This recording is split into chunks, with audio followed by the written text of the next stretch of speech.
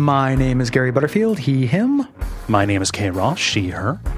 And you're listening to Best Quality Vacuum, the Duckfeed show about the Vince Gilligan, Breaking Bad, El Camino, Better Call Saul universe. And welcome to the Season 5 El Camino wrap-up transition episode to Better Call Saul. Yeah, we're done with Breaking Bad. Jesse and Walt's stories are over. We're going to get a little bit of them later, little bit. Mm-hmm. But that's, we're done. Yeah, it's been a wild ride. It was an object lesson preparing for this in how too many special features at one time can have a deeply fatiguing effect. I was losing my mind when I was sitting down to cover 3 DVDs worth of extra features. Yeah. I did not budget my time well.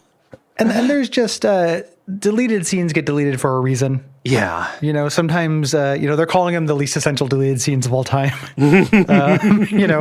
Some of them have something to them. They're okay. But yeah, we're going to do, as usual, we're going to talk about the special features and stuff that are on the bonus material here, and then read your responses to Season 5 and El Camino. Yeah. So I broke these up just by the, half season and then El Camino, just because they were produced at different times. And the final season has this kind of beatific, victory lap kind of feel to it, which they deserve. There's a whole disc. There's a whole disc. There's a whole disc of just special features, largely about Season 4. And it's a lot of the stuff we know. Yeah. It's the special feature itself is, I feel like something that has lost a lot of currency with me. Mm-hmm. When DVDs first came out, I was very excited about them. I was like, oh, there's no other way to get this. Once they started being produced actively, especially on AMC, they have the problem of repeating way too much stuff from just the show. Yeah. There's a nonstop reminding you of the context and kind of showing clips. Mm-hmm. Where every single one of them is the itchy and scratchy, 40% new footage. Uh-huh. And I just need the hits. I just need the info. Yeah. And it's a lot of the actors saying, now at this point, Walter has gotten in over his head. Yeah. But it's oh, finally. Yeah. I really need somebody to tell me Walter has gotten in over his head. There should be a little thing that beeps on the corner of the screen. There's a little picture of his head going, wah, wah, wah, wah. And that he's over his head in that moment. Yeah. That full disc, I scrubbed around the 2-hour, 15-minute documentary in quotes about the series. It's all talking heads, and it's pretty much everything I landed on was talking about one executive producer talking to another executive producer to get approval for something. And then get me John Colick. Some of that can be interesting trivia, but mostly it's just stuff again we know. Yeah, we just know it from the production details, and they're just going to show me so many fucking clips. Mm-hmm. From the thing. So it was a little fatiguing. Don't necessarily recommend it. Yeah. There's a couple of things that are neat. Mm-hmm. We'll talk about, including things that also feel like they shouldn't be exclusive to. We're going to get into all of it. It's a weird batch. Yeah, it's very strange. So we got some deleted scenes. There are lots of them I didn't include just because they're extended and it doesn't add an awful lot. Yeah. But there are ones like the end of Madrigal where they echo the sad hand job at the beginning of the series, but make it terrifying instead. Yeah, I hate this. This is awful. I'm so happy this got cut. Yeah. This sucks so bad. So this is when Walt, is telling Skyler, it gets easier. He thinks she's upset about Ted. Yes. She's really upset because she's, lives in this terror. She's got this new reality. She's in over her head. There's a little tiny picture of Skyler's head that pops up in the corner of the screen. Bing. And he does the normal thing. He says it gets easier.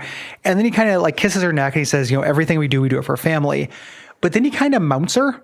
Yeah. A little bit, also echoing the, that sex scene from the end of that episode. And she just reaches down and gives him a hand job. A terrified facing away from the person, reaching behind hand job? Yes. A really bizarre hand job while crying. Mm-hmm. And I just don't need to see it. Yeah. And I feel like everything that is being done with character here, everything this is implying was already implied. Yes. It's very unself-aware even for Walt. Mm-hmm. to just be like, I don't know, jerk me off. And then when somebody just reaches back and kind of silently jerks you off, I feel like you understand, something's wrong at that point. I don't know. It didn't feel like Walt is a monster, but he feels like a different flavor of monster to me. Yeah. I'm so glad this wasn't in there. This sucks. I didn't need to see it. Yeah. Really, if they kept it in, it would have been really gratuitous and dark in a way that, does feel tonally different. Well, really writerly too. It's really just to do the parallel. Yeah. Just like, ooh, clever. And it's like, get fucked. In 51, we have Hank and Marie asking Skylar about walking into the pool. And Walt is there kind of, there's something to the scene. Yeah. Skylar is saying, oh, she's just tired and everything, but Walt is figuring out her plan, basically, that she's doing this to get the kids taken away. So he's walking around scheming. He's like rubbing his chin and stuff while they're expressing concern. Yeah. And then Marie says like, okay, time for sister talk. All of this was implied. And also it's just repetitive questions to Skylar. Like, oh no, I wasn't trying to kill myself. I'm just tired, just real fatigued. A lot going on these days. It was with problems domestic and abroad, who cannot walk into a pool. Again, all implied. Yes. Like implied better through the margins. There's a scene from Dead Freight where Walt walks Jesse and Todd through the previous train heist. I think that this was just alluded to in the episode, maybe. We talked about it. We talked about it as something that was talked about in a deleted scene. Yes. Okay. Yeah. So you see this here. This is like this is fun. But also, I could take or leave this in the actual episode. I like this last little gasp of high school teacher Walt kind of getting both of them like hyped up before the murder of Drew Sharp kind of recasts everything. And just lest nobody correct me, the way it's alluded to is Todd mentions it to his uncle, says it's the biggest train heist, but they don't. But we also talked about it in this episode when we talked about Dead Freight. Yeah. Buyout is a little weird. Skylar wakes up hearing thumping around at night, grabs her baseball bat, goes in the living room, and it's Walt throwing furniture around. Yeah. And he says, what are you, Babe Ruth? Go back to bed. Yeah. He's freaking out because of the buyout offer. This is before he goes and steals the methylamine. Right. And he's coming up with his plan. Again, we didn't need to see him do that. One of the strong things about that episode is being outside of Walt's POV for a good portion of it, I feel like. So you're pretty unnecessary. And also, again, you're going to wake up your wife throwing furniture around, you dipshit. Yeah. Again, like, I know he's not careful and he's getting more careless, but like, it's real basic. Yeah. OPSEC, bro. Yeah. Horrible OPSEC. The deleted scene from Say My Name is my favorite of these. This is just a funny joke. Yeah, it would have been weird in that episode. Like, do you remember him going through and putting everything into the Lewis hole? Like, was a really sad meditative scene. Yeah, so we're talking about... I like this joke, but, the Lewis hole. That's where Lewis lives. Yeah, that's where Lewis lives now. Yeah. No, we're talking about Mike getting ready to leave. And he's dropping all of his guns and contraband into that well out in the desert. That's real contemplative. Just all this stuff, this finality. You're never going to get it back. But in this version, it ends. He empties out his bag, and then like a stray grenade rolls away. So he figures, why not? He picks it up, he pulls the pin, and drops it, and waits. And it doesn't explode. And he walks away and says, "I'm going to kill that guy." Yeah, somebody sold him a dud. It's very funny. Like, it wouldn't have worked in the episode. Like, it would have, because it's like an instrumental silent scene, but it is very funny. Yeah. Then they do a thing. They got the idea to make a scene specifically for the DVD, which feels like dirty pool to me. It really does. I watched this and I was like, okay, I could see why the network wouldn't want this because of the nudity that's in every frame. The titty. Huge tits. Yeah. But like when I watched the making of little thing that came with it, and it's like, oh, an executive wanted a selling point for the DVD. I was like, oh, well, that just sucks. It feels a little bit like cheating. The scene itself I like. It's not, again, it's all stuff that was implied. Yes. But there's good like dialogue here. This is well written here. Jesse and Skinny Pete are with a stripper at Jesse's house. This is during Gliding Overall. Skinny, Jesse thinks he's gonna be arrested at any moment, basically. Yeah. So he's living it up. Skinny Pete motorboats the stripper. Badger has jury duty. He would love this. There's a bunch of the stripper like little subversions. Like at some point, Skinny Pete's going like carpe diem and trying to remember it, and the stripper remembers it. Shit like that. And Jesse, they're talking about what they would do if they didn't have any time left. Yeah. What would you do? And Skinny Pete's like this. And Jesse's like, oh man, he tells him about Don Eladio's house. Yeah, all the women and the pool and the booze. Yeah. Skinny Pete says he wants a gold toilet, and Don Eladio might have had a gold toilet. It sucks that gold toilet is 100% just permanently associated with Trump. Now, it's I hate to cancel Skinny Pete, but he really should have looked 12 years in the future. Yeah. Yeah. But he's talking about how cool it is, how cool Don Eladio's house is. And then Skinny Pete's like, oh man, we should party with that guy. He's like, nah, he got poisoned. Everybody got poisoned. Everybody got poisoned, and Skinny Pete, that's kind of a buzzkill here. And it's a nice little microcosm of the life, right? Like Skinny Pete and early season Jesse's idea of what this would be, and then get that getting slammed down to reality with the horrifying events of Salud. Yeah. And then Saul shows up. And he knows the stripper. She's a client. I love it. Hey, Chriselle. Hey, Saul. How are the kids? He just gives her a bunch of money for the kids. I fucking love it so much. He gives her He puts $20 in her G-string just incidentally. It's really good. And he takes Jesse aside, and this is when Jesse finds out about Mike's guys getting killed in prison when they got glowed overall. And Saul frames it as a positive thing. We're not going to go to jail. We're probably good. However, the less positive thing is I got a little package for you. And he gives it to him. It's a gun. Jesse doesn't want it. He's freaking out. Like, why would I need a gun? And we see Jesse also putting together. He's like, Walt wouldn't do that to Mike's guys without the consequences. This is him figuring out that if this is true, Mike is dead. Yes, and Mike is kind of the only person who would protect him, right? Yes. Yeah. And we get this bear thing that I like a lot.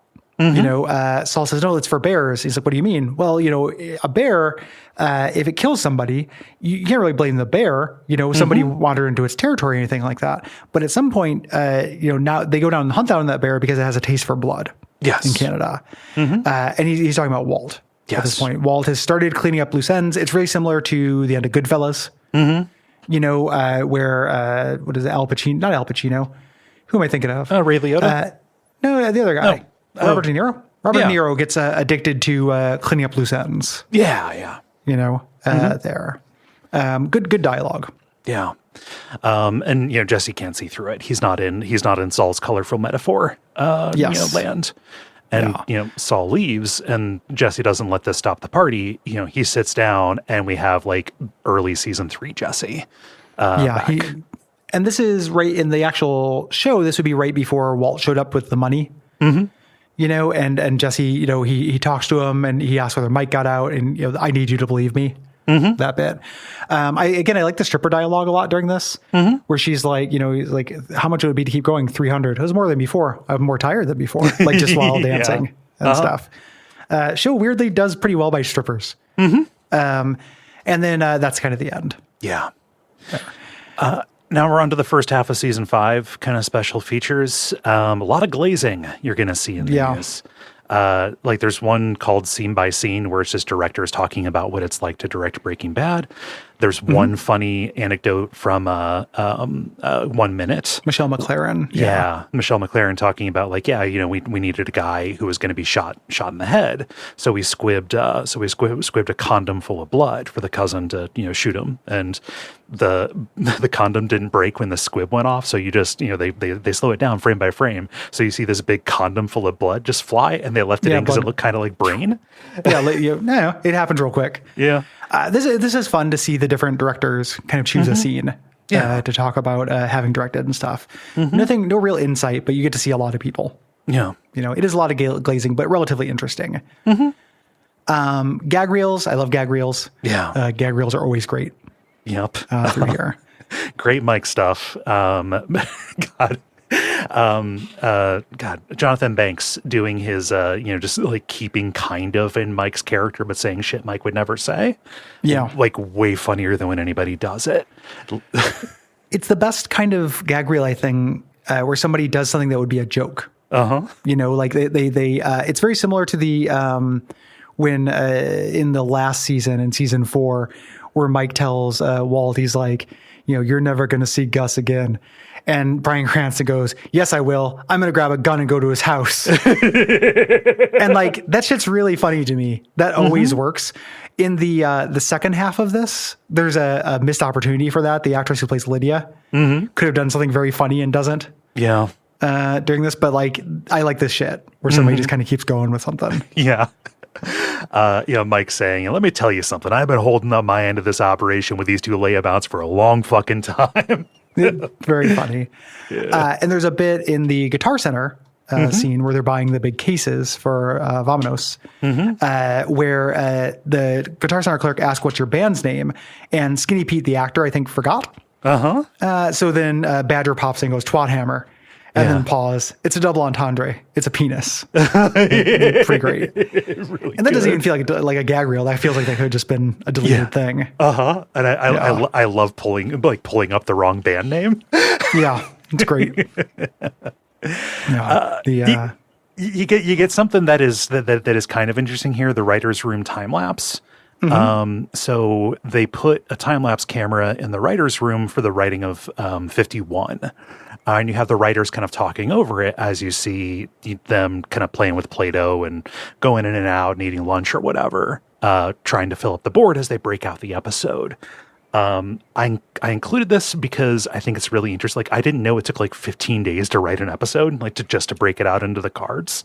Yeah. It like varies, but like this, it's a long time for sure. And it has a lot to do with their method, I feel like. Yeah. It's interesting. I mentioned before, I've kind of been doing a lazy watch of X-Files, which Vince Gilligan worked on as well, and hearing the difference in, kind of getting everyone together to create this thing step by step versus you get 3 days off, come back with 15 episode ideas, then hammer them out. Yeah. It's very different.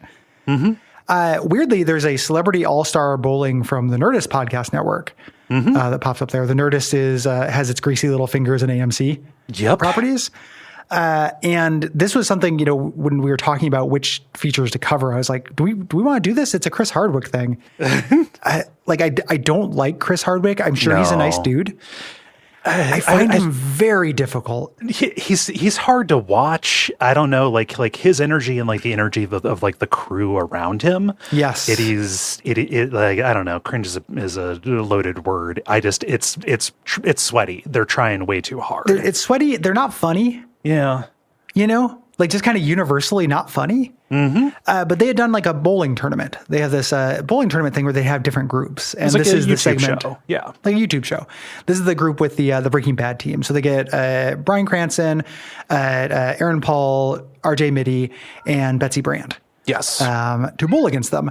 And in teams of 4, they have like one guy who absolutely can't bowl. Oh yeah. They're really cracking each other up with the kind of non-jokes. Even the good Breaking Bad people are just kind of like, whoa, at one point, one of the Nerdist guys goes, I'm the one who knocks when he gets a strike. And like Bryan Cranston freaks out laughing. And I'm like,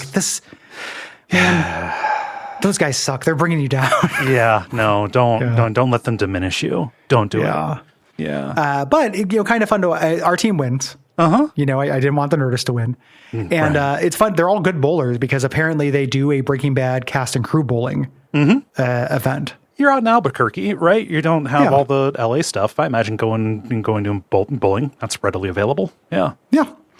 It's super edited, so like everybody's getting strikes basically for except for the match was actually really close. They just show a lot of strikes. Yes. For this. So I don't know. It seems like Betty Brandt is really good in this because they show it a lot, but then I started being suspicious about what they were showing. Yeah. At some point, because it's like the score didn't make a lot of sense for it being that good for a 4-person bowling team. Like 200 something. Like I think after the first frame, like their collective score was like 20 or something. Yeah, it ended up it's like So, but Betsy Brandt, very charismatic as always.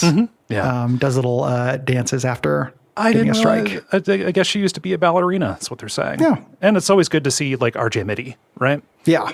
It doesn't, the furtive pygmy in this cast, he doesn't get interviewed and stuff a lot. Yeah. The actual winner of the tournament was Team Podcasters. So you get to see how short Jimmy Pardo is. Okay. I always like it when you get to see Jimmy Pardo next to somebody because he's a miniature man. Oh man, podcasters should never appear. It's a rough look. It's Mark Maron, one of the Sklar brothers, Jimmy Pardo, and then another guy who I didn't recognize, but is also, not a looker. Yeah. Yeah. So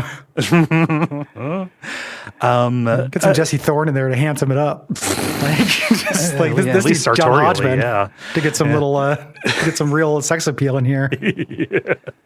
That mustache, yeah.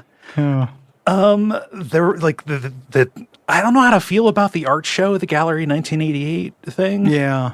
Like, so it was like, they filmed the cast and crew attending this gallery show in Albuquerque of what, like, fan art kind of stuff, but also stuff like specifically created for a Breaking Bad event. Yeah. This kind of thing happens. I feel like in LA, there's these themed kind of art show bits that are like half actual art show and half promotional event, and it's the kind of thing that, like, if that were happening in my town, I'd probably go to that. Yeah. Like, I go look at that. Why not? And then maybe Bryan Cranston will be there. Who knows, right? And maybe, who gives a shit? Like, it might just be kind of a fun thing to do because you're in LA and there's always something to do. Because you're in a city. But it's also, like, I was not super impressed with a bunch of the art. Yeah. A lot of Bryan Cranston scowling face. Yeah. Panic at the Disco is there. I have no idea why. They live there. Are they? That's actually their apartment. Band? Oh, no, okay. I'm just joking. No, I just they could be anywhere. Nothing Stops Us Train, which is kind of a little mini documentary about Dead Freight, talking about getting that online, how much work that took. Yeah, how many people were involved, especially when the train broke down and they couldn't move it. Yes. It's like, no, you're not going to get a second train. Yeah, big deal. That happened. They fixed it. Everybody's real happy with each other, but we get to check in with everybody. Here they have an on-set snake wrangler who goes through and, like, snake whispers. Like talking about the different rattlers that are around. Yeah. Like, and you have to be careful of them, and feeds one into a little bag and then keeps walking. And stuff. Just like things you maybe wouldn't think of for production. You also get to see the actor who plays Drew Sharp, who had, like, the best day of his life. Yeah, because he loved the show. Like, he was a big fan. He knew motocross, so he could actually do the thing. He was comfortable with tarantulas. The two things that were required for Drew Sharp. Yep. Must love motocross and tarantulas. And it's just he's really confident talking to the camera to be on this DVD thing. It's really cute. And then you get some audition tapes, kind of the new characters for season 5, Jesse Plemons and the new actors, Jesse Plemons and then Laura Fraser, Todd and Lydia. Yeah. And this one of these, the Lydia one, I want to get through quick because it's not particularly good. Yeah, it's just her doing the diner thing. She's just her more at composed. the diner. Yeah. Yeah. And she does a fine job. She's fine. The Todd one is interesting because of wanting to protect the story. They would have actors audition with fake scripts that would get across the character, but were entirely different situations. It was super interesting watching that because you can tell exactly where in the, like, oh, this is when he's trying to justify having killed Drew Sharp immediately after that. Yeah. But instead he's a soldier talking to his commanding officers about killing an innocent girl in Afghanistan. Yeah. And just justifying it. Through himself. And it's really, you could see why they cast him because he captures Todd really, really well in an entirely different situation. Like, this feels like an alternate universe Todd. Like there's probably Todds in the military as well. Gary, I guarantee you there's at least one Todd in the military. Yeah. If you don't know the Todd in the military, you are the Todd in the military. It's really cool. It's a really good. It was really interesting from a perspective. It never, I could have conceived it. It's not beyond my wildest imagination, but I never really thought about the idea of writing a spec scene to cast a character. Like, what would be a thing that would show this character's qualities without actually being, from the media. It was a really uncanny feeling watching that and recognizing where that monologue came from. I had to make a call. It was her or me. I was going to choose me. Yeah. I'm always going to choose us. I'm always going to going through the little bits that he does. Like it's good. It was really cool, really interesting. Yeah. It's really funny when you talk about a fifth season that is broken in half that you have a documentary feature called No Half Measures. Yeah. Yep. Moving on to the final season here. Yeah. Yes. So deleted scenes. We get a couple for Blood Money here. Hank tells Marie that Skylar needs help. This is him setting up to tell Marie about Walt. Yes. And all that stuff. Yeah. A little bit more preamble. Didn't necessarily need that. The build up to it. There's one called She's an Earner. So this is after the shootout where Declan meets his Declan. Fuck. We do get a lot of Declan in these special features. They show a lot of things from Say My Name. Like that. It shows up as like a non sequitur later in the thing too, where they just show the beginning of that scene. And I think it's because somebody up there likes me.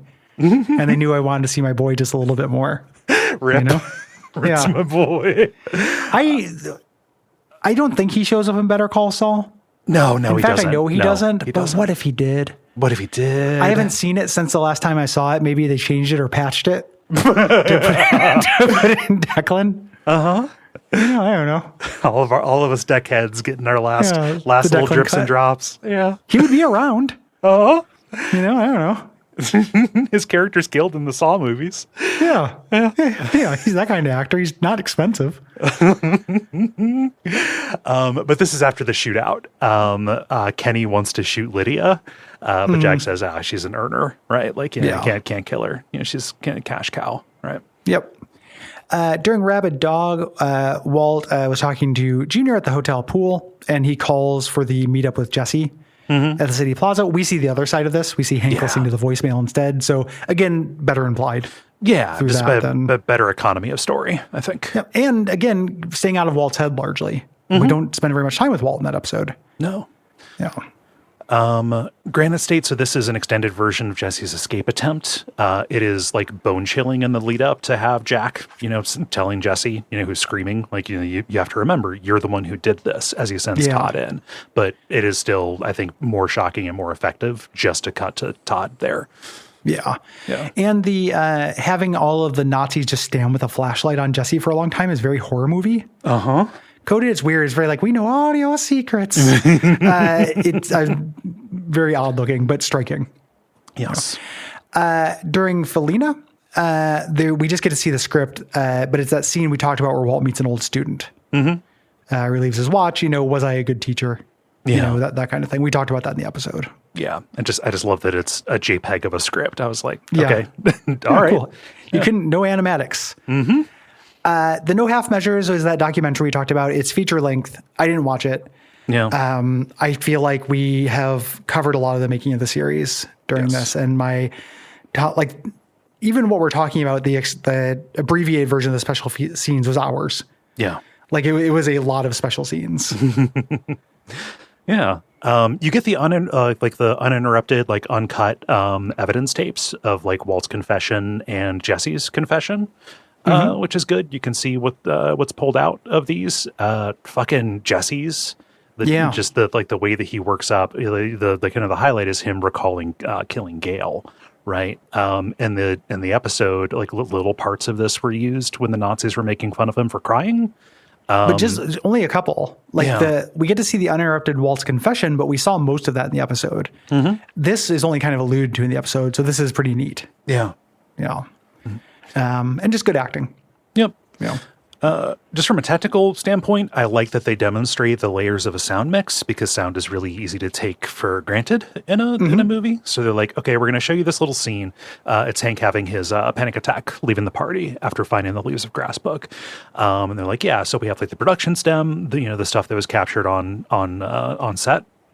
Or on location. And then we have music, and then here are these layers of sound effects to ultimately, build it out and give you the full effect. So kind of showing that kind of layer by layer is neat.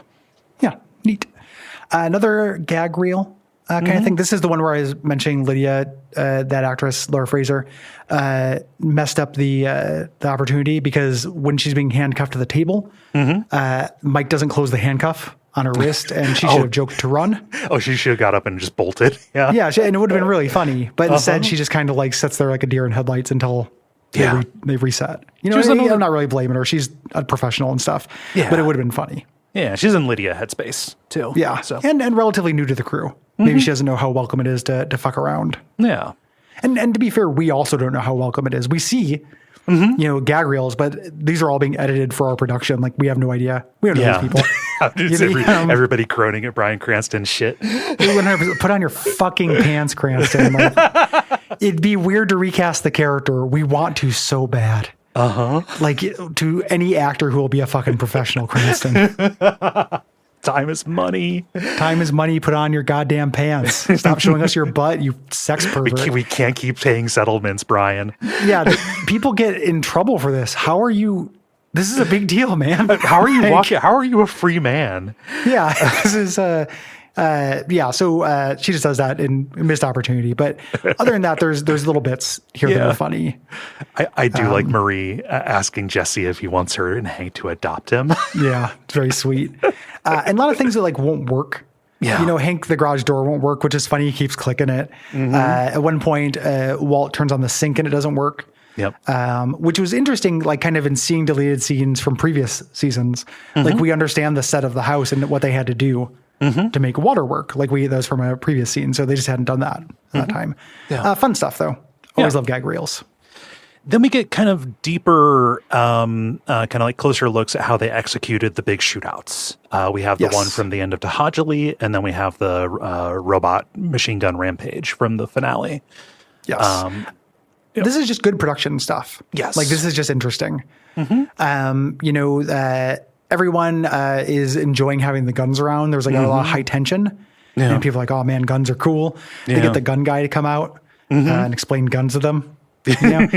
As somebody who doesn't know guns, I know you're going to hold this in short, sharp bursts, not just squeeze it. I know that from video games. Yeah. I never touched a gun, and I know that. It's the Starship Troopers, Spritz. The Starship Strooples. Starship Strooples. Stoople waffles. The Starship Scrooples. Everybody's favorite party game from the 90s. It's even more the next generation. The SS Scruples is going through doing morality plays for the entire universe. Oh yeah, but everybody's having fun, and like you see about the blocking. It's like, okay, like we're firing blanks, and Jack's actor, says something like, yeah, no, you need to be careful because like these are blanks, but like it'll still shoot out the wadding. Like this can kill people. Yeah, and I love seeing the Nazis talk about just as actors. So they're like sitting there with a swastika on their neck, and they're just being like real reasonable, calm actors talking about this stuff. I guess I didn't realize that they're not going to like waste. They're not going to waste squibs by just squibbing the ground. That when you see the hits, that miss in the in the dust, that's guys off screen shooting dust balls from paintball guns. Yeah. It's also one of the things I noticed about this is that Hank. It was very emotional for Hank, and he was kind of resistant to it happening. Yeah, like there's a lot of people hugging Dean Norris. During this. And I guess I never really thought about like having the rap for your character be really emotional. Yeah. But maybe, I'm not an actor. Yeah. So neat though. And then they show, we kind of switch into the robot. This is really cool. They show the inside and the outside. And the trick was they had to time up all of the squibs and when they go inside, the impact on the Nazis to this swinging arm. Yeah. And they kind of had to like improv it. Yeah. It's really neat. Like that contact device where they ran all the squib lines to, and like, just like running the nail over each of the contacts to make them fire. Like the 7 miles of squib cable, like for fucking, it is wild. It's super wild. It was really impressive. Like seeing it kind of put together step by step. Yeah. Really, really neat. And I guess I didn't think, like, of course the outside set's going to be different than the inside. You can only do it once. So like all of this is it's very high stakes. And then also like just seeing the crew throw debris at Walt and Jesse after the tackle. Great. The reason why I can't make movies is because I was watching this and I was like, oh, I would just find a wall and shoot it. Like, this is ludicrous. 7 miles of squibs. Like, what if you just shot it? Yeah. You know, I'm out here making metastasis in my head, like, doing fucking the cheap ass version of it. Just like, how can we do this quick and easy for a telenovela? Yeah, just just fire a real gun. Come on. Yeah. We get an alternate ending to this. This was a joke that Bryan Cranston made that they decided to do. This, where it's Hal from Malcolm in the Middle waking up after dreaming about the Say My Name scene and describing this to Lois. Yeah. I love Lois. Jane Kaczmarek is incredible. Yep. And real fun to have her on set.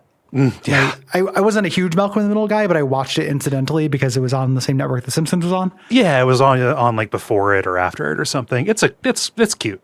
It's good. Yeah. Like, it's one of the good ones, right? Like, if I'm not gonna watch it, but if I had to judge it on pass fail, like, it seems like there's quality there. Yeah. Yeah. And it's fun seeing Bryan Cranston get to do the kind of simpering Hal thing. Yeah. Like, it's neat. And she blames all of this on him growing a beard. Yeah, I think that's great. He's doing the simpering thing. He's talking about how he's married to a tall, beautiful blonde. And she says, keep dreaming, pal, as if Jane Kaczmarek is not a fucking catch. Yep. Yeah. The one where he's constantly putting sugar and stuff into her food when she's pregnant to make her ass huge. Like, come on, man. She says, go to sleep, Scarface. And he kind of gets and starts kissing on her and stuff. And implied to be rubbing his, not implied, he's putting his dick on her asshole. Yeah. And she's like, is that you knocking on my back door? Weird dialogue. Yeah. I can't, as somebody who's been with women, been in relationships, I can't imagine somebody saying that phrase. No. It's a weird way to say it. An instant mood killer. Yeah. And when he goes, I'm the one who's knocking, and she says, quit poking me with that thing. Also a weird way to describe sex dicks and them being near butts. Yeah. And they end with the life is unfair. Sting. Yeah. Cute. He has his pork pie hat on the table. It wasn't a dream. He brought the hat with him from the Dreamlands. Yeah. Freddy Krueger shit. Yeah. But cute. Very cute. And they got like the younger people on the crew, like on the writing staff. Their little laptop monkey is just the person who's responsible for taking notes. Yep. That guy. He wasn't good enough to write the Chicks and Guns thing. But he gets to write this. The Bad Memories is just Bryan Cranston and Aaron Paul talking about the final season shoot, kind of giving each other shit. Yeah. Talking about outtakes, how hard it was to land certain line deliveries, talking about, Aaron Paul tells Bryan Cranston that his character dies. He's not in the last episode and strings him along for a long time. Yep. Very funny. Yeah. The timing on this was really interesting. Just we're halfway through, they've got 4 episodes in and they don't know there's. Well, yeah, Jesse's read ahead. Brian didn't. Yes. Which is interesting. They talk about their rap parties. The season 2 wrap up, they dress as each other. The season 3, Walt went as Skylar and Jesse went as Jane. And giving fuel to the weird online thing of transvestigating Aaron Paul. There's a lot of talking about how he makes a gorgeous woman and Bryan Cranston doesn't. And there's a real no shit. Like Bryan Cranston's 60 or whatever. Right. Yeah. And then also just I'm like, it's a weird thing. Yeah. Like he's like, I look good. And they're just like, all the guys would be like wanting to fuck you and stuff. It's a little weird. It wouldn't be weird if I wasn't aware of the meme. Of the meme. Yeah. Of discourse and stuff. It would just seem like a joke. But then once you know the memes and stuff, it ends up feeling weird to me. Yeah. You just you make a gorgeous woman. I've been told that. And you see the pictures and I'm like, okay, yeah. All right. Yeah, he's just an attractive human. Yeah, and makeup. Make you look more womanly. Here's the thing: hot people are hot. Yeah, exactly. He's at 11. And there are gendered features. Like Bryan Cranston has very masculine, craggy features. I am too poisoned by online to appreciate the jokes of this. It seemed like they had fun. Yeah, cute. Scene envy. This is really cute. It's the actors going through talking about which scenes they would have loved to have been in through here. And these are, some of them are just kind of nothings, but some of them are just jokes, but it's pretty sweet. Mm-hmm. I love Dean Norris just being like, I really want more scenes with Aaron Paul. Like, I don't really care what they were. I just really love that guy and I loved acting with him. Mm-hmm. And that's very sweet. Yeah. And it's true. They didn't get a lot of time on screen together, Yeah. Betsy Brandt and Bob Odenkirk really wanted to go and be part of the parties. Like they talk about Betsy Brandt, like trying to sneak into the back of the party scenes. Yeah. Just as a meth head. Mm-hmm. The Anna Gunn and Betsy Brandt wanted to do more action scenes. So they wanted to go on little field trips, like a little Thelma and Louise spinoff. Mm-hmm. Yep. There. Jesse Plemons wanted to be part of that ATM episode. That wouldn't have made any sense for his character. I think he just really liked that episode. Yeah. Yeah. Spooge. So we get to see Spooge before we leave as well for Spooge heads. And then RJ Mitty wanted to have a scene in Saul's office. He just wanted, he wanted to be around Bob Odenkirk, which can't blame him. Yeah, who wouldn't? They only get the one scene in the show when they meet at the car wash. Mm-hmm. El Camino, again, they're calling them the least essential deleted scenes of all time. The Skinny Pete, it's a lot of Skinny Pete procedural stuff. Yes. We get to see him flushing the drugs down the toilet, practicing what he's going to say to the police, hiding the car in detail, like putting the pool cover over it, stuff like that. Yeah. Things that were implied. Weirdly enough, I was expecting the interrogation scene to be in there, which is from the trailer, but that's just from the trailer. Yeah. That's a feature later on. Just they've got the two. We can just talk about that there. They have the two special things shot for the promo. Skinny Pete saying, "I'm not going to put Jesse Pinkman back in a box," and then Jesse, listening to the radio and learning that he's a person of interest. So as promos rather than deleted scenes, like the line between those things is very fuzzy. Yes, it could work as either. Yeah. We see the stuff that would have been a minor story beat that they cut, that Jesse got wounded in the shootout and Ed had to find him and patch him up. Mm-hmm. Not essential. And then just more of him fucking around in the hotel. Yeah. When he calls Jane, after 4 days out. And then an extended scene of when their car breaks down. Yeah. They have a talk, at the end of the movie where he says, it's a cool philosophy to go where the universe takes you. And she says, that sucks. Yeah. There's lead up to it. Yeah. It's good just to get more Kristen Ritter. But, the version that we get is fine. The implied stuff was, they hit us with the part that was important. Yes. I feel like. Yeah. Gag reel in this is pretty funny. I like Jesse leaving with Candy and not being able to get the tape for the police tape back. That's really cute. And then Candy be like, just fucking leave it. Anytime a character stays in character when something like that doesn't work, it ends up making a funny bit. Yes. Very funny. And then Jesse being very funny here. So when, Jesse coming out of the back of the box truck in Alaska and him not knowing that it was cold and there was snow there. It's like, wait a minute, this is the summer? Yeah. I love it. This is the summer, and just like, I know there'd be snow in Alaska, fucking Mike, man, I'm going back in my hole and goes back into the car. It's very funny. Just undoing the entire movie. Yeah. Good. Very cute. Yeah. Yeah. There's a little short here, another exclusive thing with Todd leaving a message on Lydia's voicemail, building his little snow globe of the two of them. Yeah. Saying the Albuquerque Symphony Orchestra is going to be playing the next time you're in town. We don't have to stay for the whole thing if it's lame. Just like him trying to she's a fancy lady. Let's get her some culture. Yeah. He's really trying. Yeah. She picks up and says, is anything wrong? And he says, no, I'm just calling to see what's up. And she hangs up. Yeah. She is just not that into Todd. Cruel. Yeah. Yeah. We got those two little promos we mentioned. There's a really great little commercial here for Old Joe's Salvage. Yeah, this is cute. I love this. I love local commercials generally, and this is very sweet. Yeah. It's just, Old Joe talking about do you need to make a car disappear? And it's him just doing green screen stuff and then just appearing in a magician's outfit. Yeah, very fun. Love it. Yeah. Yeah. And then now we're going to do your responses. Yeah. Thanks everybody for writing in. As always, that is duckfeed.tv/contact. You can write in about specific bits about Better Call Saul whenever. Yeah. We'll have them. Just keep them separate. Yes. Keep them separate and to the season that we're talking about when you're right, I think is the big one. Getting in here, Eric gives us the easiest would you rather in the entire world, saying if you had to pick one, who would you want to be your dad, Uncle Jack or Mac's dad? Talking about It's Always Sunny in Philadelphia. Yeah. I have a choice, but I don't think it's the easiest one of all time. Oh, okay. Would you rather be, shot in the head or get oral sex? Like, okay, I don't know. yeah. I don't think it's quite that. Like, Mac's dad sucks. Uncle Jack, obviously Nazi. He seems to treat his nephew pretty well. That's true. Like, Nazi is a big deal, but like, he's a good uncle. As compared to Mac's dad, who like early on, Mac's dad is like misunderstood, but then ends up being a crazy homophobe. Oh, and, shit. I forgot about unaccepting of his kid. Like, shit. Yeah. I forgot about later Mac's dad. Yeah. Okay. Yeah. And he doesn't blink.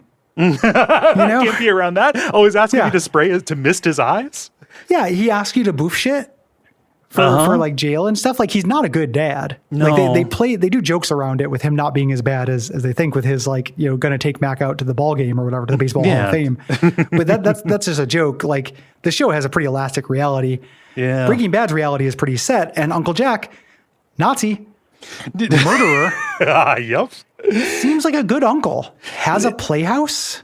Like a clubhouse? I don't know. Yeah, it has a playhouse. Like, okay, between the two of them, Uncle Jack would probably be better at helping you move. 100%. Like, one of them is practical and one of them is moral. Yeah. And we also don't know that Mac's dad isn't a Nazi. He's spent a lot of time in prison. Tattoos. Yeah. So, like, I would still choose Mac's dad because Nazis suck. I don't think it's super cut and dry. Okay. Like, to me. I find this tough. Very tough. So, yeah, you convinced me. Gavin writes in and says, great recap, though I'd like to politely disagree that the look between Kubi and Huell meant they were relieved Walt didn't think they stole. I'd interpret it as, while they didn't take it all, there was an informal understanding Walt sending two scam artists to move a giant pile of loose cash meant that maybe 2% would disappear, and close enough affirmed that they hadn't been too greedy. Yeah. Valid. Yeah. I don't think that necessarily Walt would know, like, look at the tops of the bins and be able to know close enough versus, the thing. That might have been the implication that, like, it's close enough in that, like, if you stole a little bit, I wouldn't know. Still, regardless of whether or not they stole, like, it would be relief that he wasn't going to be a huge dick about this. Yeah. But yeah, that's valid. That's possible for sure. Yeah. Chief Volpe writes, as a teenager, Felina felt like a perfect finale to a perfect show. But as I've gotten older and rewatched the series a few times, I've begun to chafe at just how perfect it is. Skylar and Flynn get Walt's money. Walt gets to kill a bunch of Nazis. He spares Jesse impulsively. And he looks in the camera and says, I'm actually the show's villain, before promptly shooting himself to death on accident with a high caliber bullet, effectively beating cancer by killing himself before the cancer can take him. For a series that's never shied away from tearing Walt down, the finale feels like the universe handing Walt everything he wants on a silver platter. Yeah, we talked about this in the finale. This is just, for me, I don't agree with that, but I also, like, I don't think you're wrong for it. It's just different interpretation of it. I feel like the one of the things that these show creators are good at is showing non-martial punishments. This comes up a lot more successfully in the end of Better Call Saul. But to me, Granite State was kind of the Walt punishment. The kind of living out in that thing, or living out in that cabin, slowly dying of cancer, 100% isolated. Dealing with that for as long as he dealt with it was pretty rough. Yeah. On top of, it wouldn't be a show if that was the end of the show. Yeah. So like through part of it just being dramatic necessity and part of it being, I don't actually think he gets off that easily, or this is that happy of an ending for him personally. Yeah. Did different priorities. How much importance do you place on, like, the last note that's played, right?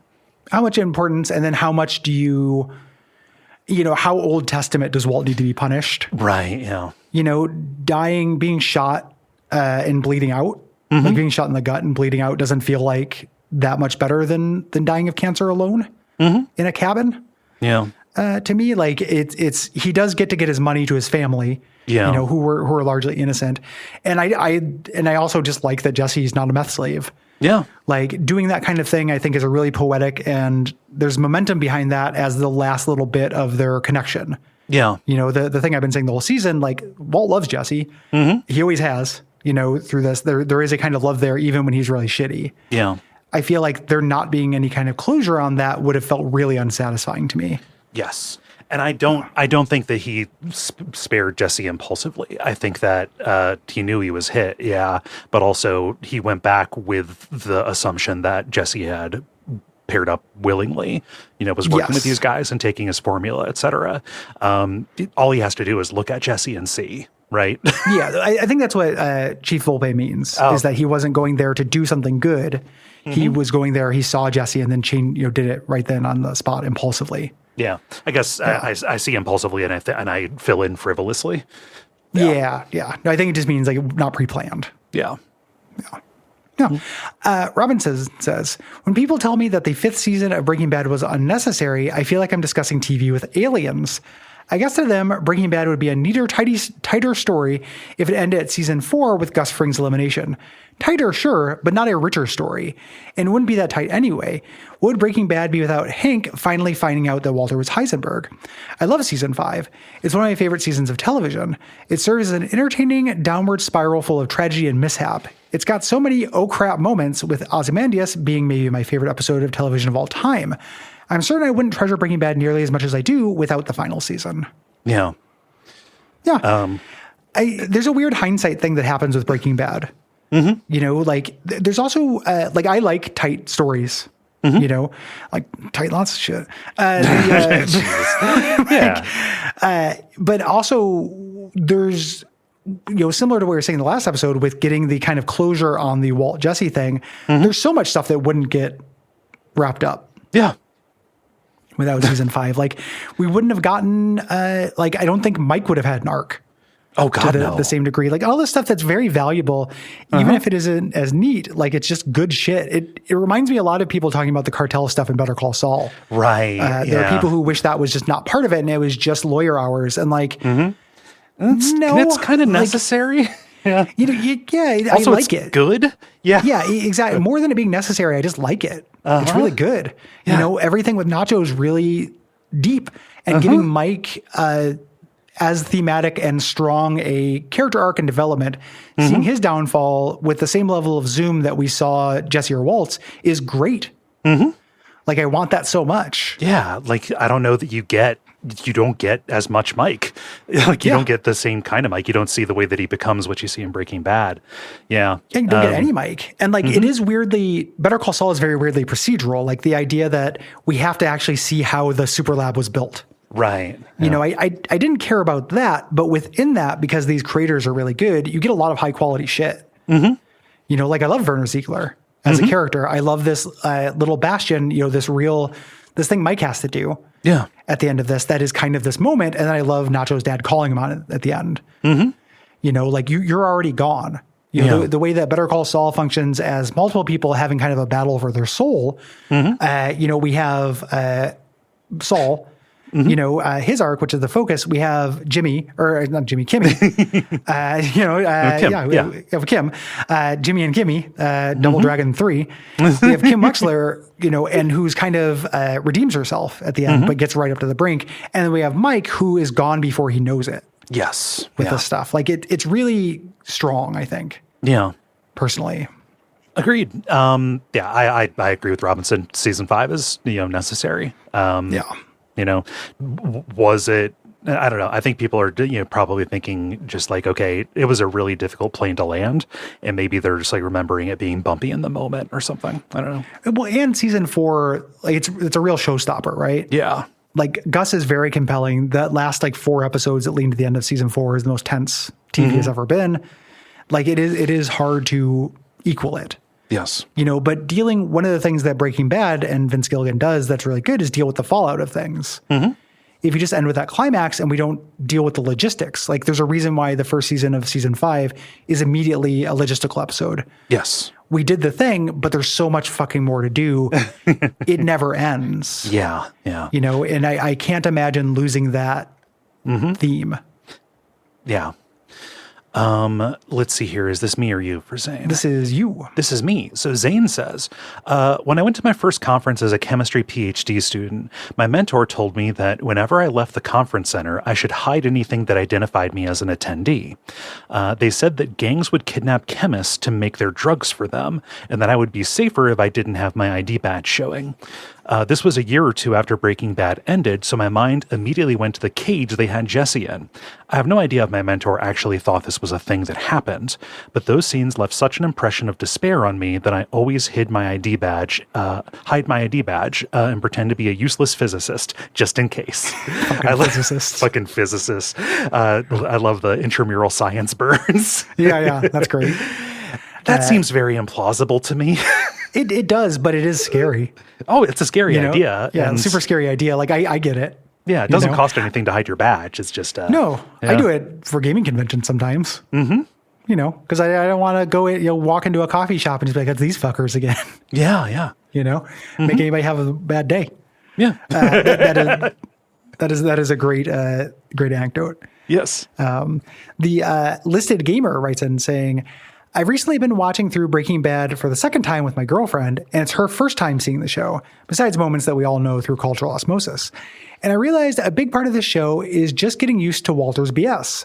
While certain moments, such as Walt breaking back into his house, still fill me with disgust, his abuse of Jesse and mistreatment of Skyler can feel less terrible just because we know what's in store down the line in comparison.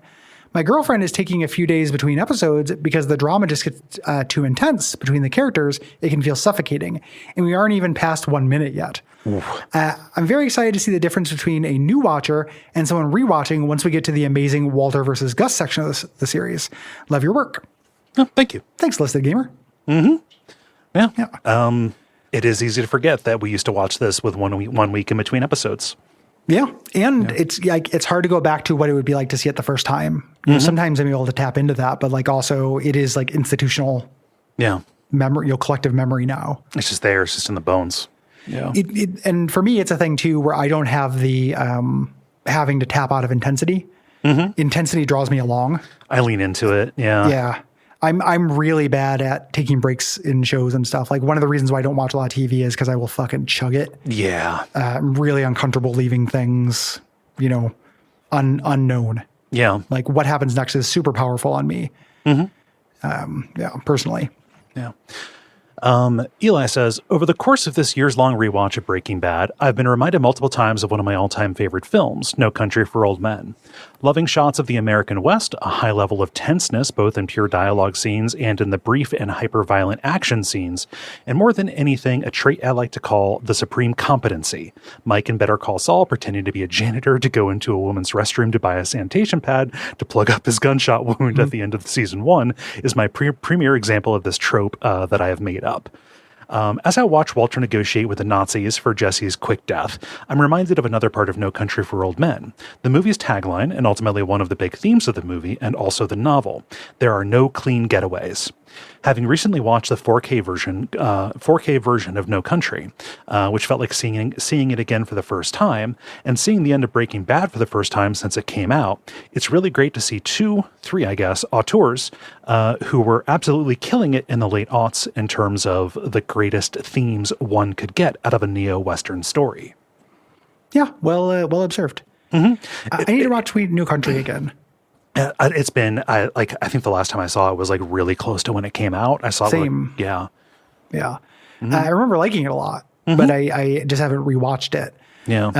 And I love the petty crime with huge consequences. Coen Brothers like subgenre. Yeah. And I would agree Breaking Bad owns a lot too. Yes. I was going to say like especially, I don't know, like late season 1, early season 2 feels real Coen Brothers. Yeah. You know? Yeah. At least tonally. Yeah. Real hard for me to get into media now that doesn't have consequences. Yeah. It just, I want to have the logical spin out of what happens and the traumas these characters have because it just makes it feel, more believable to me. Yes. Like, what is it? Is it in Kiss Kiss Bang Bang? I can't remember which movie it is, but where like a guy wraps a shirt around his hand and punches through a glass window. And then he cuts himself and he's bleeding really bad and ends up not being able to break into the thing.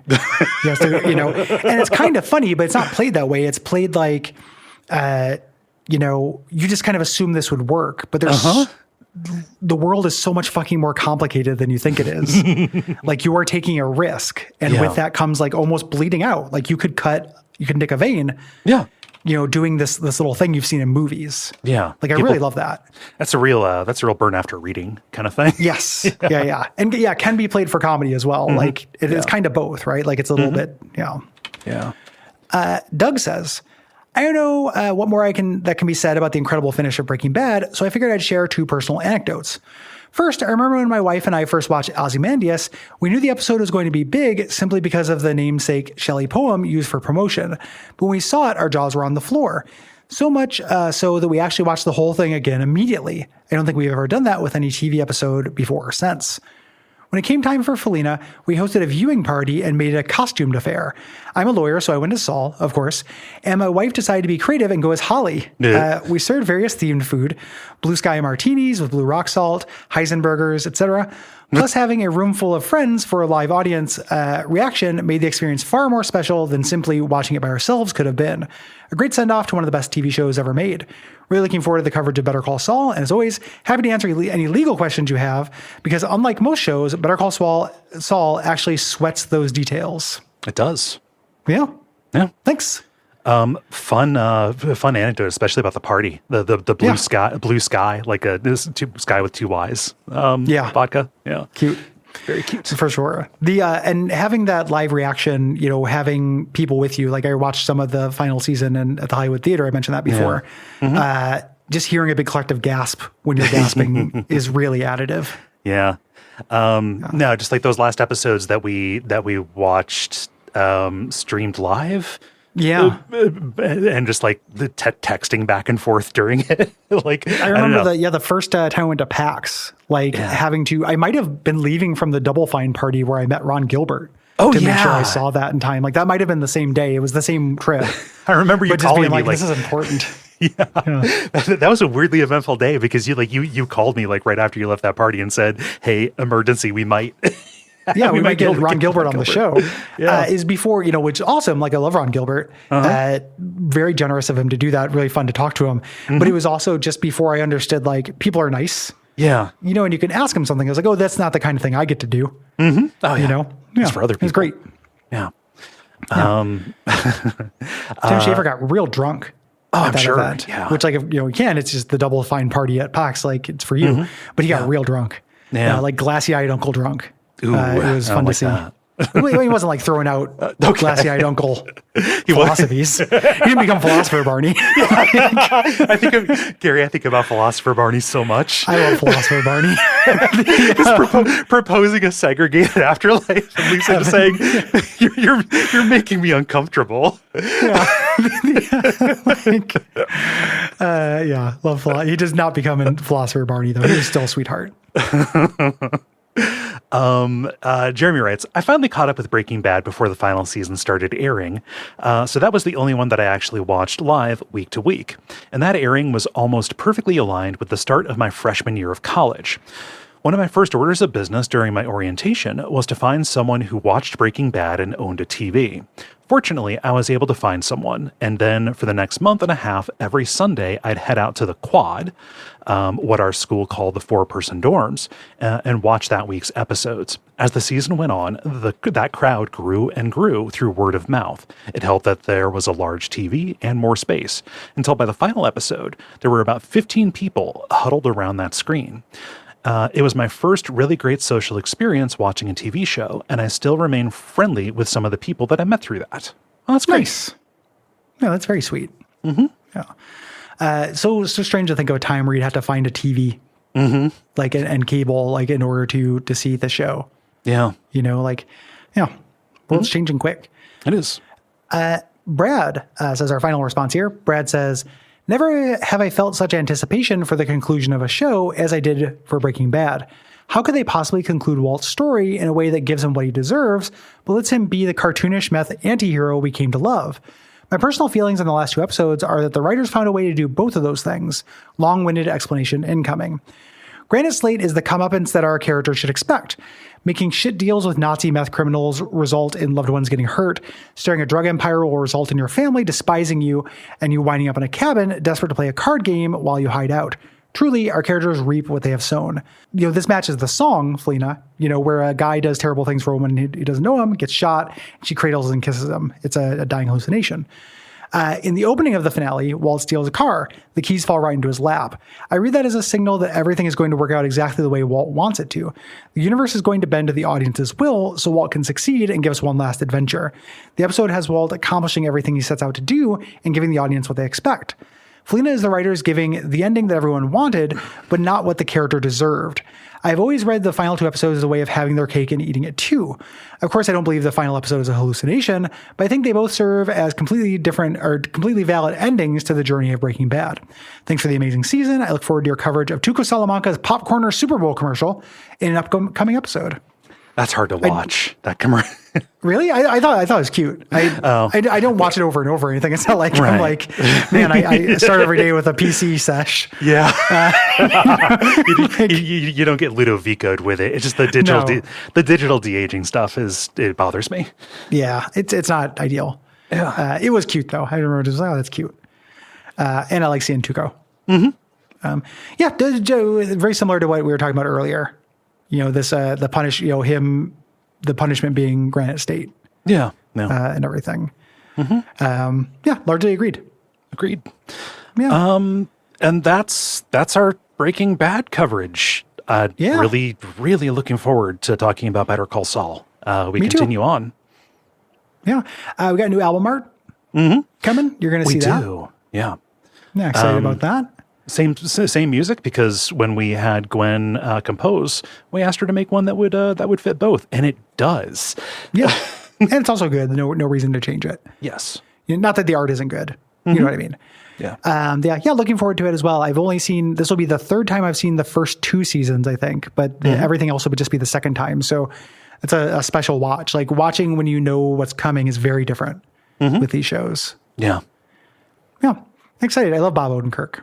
I do. I fucking love Bob Odenkirk. It's great to see him get kind of this big magnum opus. Yeah. Rhea is great. Just everybody's great. Yeah. And Michael Mando's fucking great. Rhea Seehorn? You mean from the Match at the Gathering tutorial? Yes. I love her work in Chandelar, the Duel of the Planeswalkers. She's one of my all-time faves. Yeah. But everybody's so fucking good. Like it just, man. I was just thinking about Howard Hamlin earlier today. Howard Hamlin's fucking incredible. Yeah. I love Price. Like one of the most successful comic relief characters they've done. Squad on the show. And there's so much of the middle of the show that's just them saying Mesa Verde. Over and over.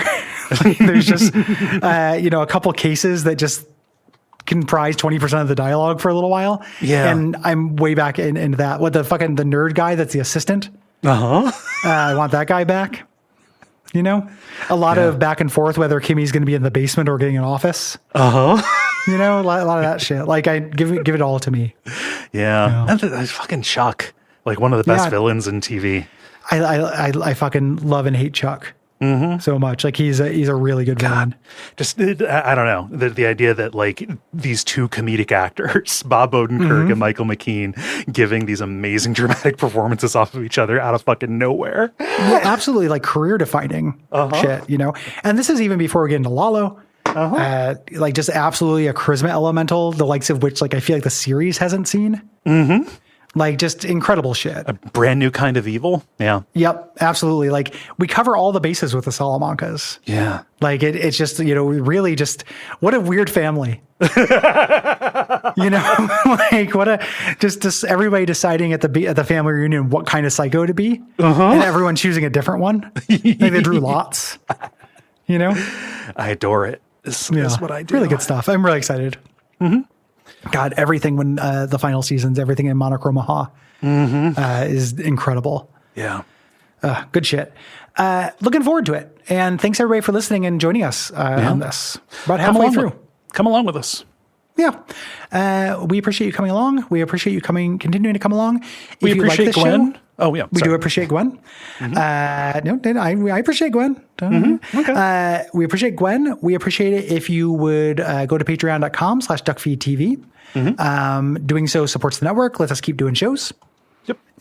We also would love it if you gave us a rating and review, Apple Podcast Addict, anywhere there. We really appreciate that. Tell your friends. That's basically it, I think. Think so? Yeah. Well, yeah, no, nothing else. nothing else. We just appreciate you. Mm-hmm. Tons of appreciation. Quit saying that word so much. It's the only thing I feel. Okay. All right. Yeah. You're just gonna fucking high ground me. Okay. I'm high grounded. Yeah. Until next time, boy, don't do anything that Walt does. Don't go Instead, into. Don't go. Go ahead. Go ahead. You're gonna make a joke instead. Go ahead. No, I was gonna say don't go into teaching. Oh, okay. I was gonna say do everything that Saul does. Oh, okay. Yeah. Which seems like good advice.